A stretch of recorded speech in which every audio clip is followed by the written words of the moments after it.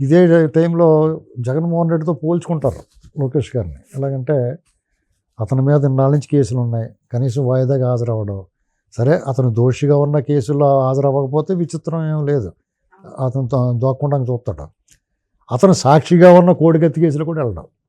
అదే వ్యత్యాసం వీళ్ళిద్దరి మధ్య. అంటే ఒక బాధ్యత గల పౌరుడిగా, ఒక రాజకీయ పార్టీలో నాయకుడిగా, ముఖ్యమైన నాయకుడిగా, ఒక రాష్ట్రంలో మంత్రిగా, ఇలాంటి వివిధ రకాల బాధ్యతలు బాగా చదువుకున్నవాడిగా, చట్టాన్ని రాజ్యాంగాన్ని గౌరవించే వ్యక్తిగా, కోర్టు ఆదేశాలను బేఖాతరు చేయకుండా న్యాయస్థానాలను గౌరవించే ఒక పౌరుడిగా తన బాధ్యత నెరవేరుతున్నాడు. ఒక కేసు వేసాడు, ఆ కేసుకు సంబంధించి క్రమం తప్పకుండా హాజరవుతున్నాడు. జగన్మోహన్ రెడ్డి దీనికి కంప్లీట్ వ్యతిరేకం. అతను ఒక అరాచక శక్తి, యాంటీ సోషల్ ఎలిమెంట్. అంటే ఈ సమాజానికి అవసరం లేని వ్యక్తి, సమాజానికి ప్రమాదకరమైన వ్యక్తి. అతను ఎవరిని లెక్క చేయడు, అది న్యాయస్థానాలు కూడా లెక్క చేయట్లేదు.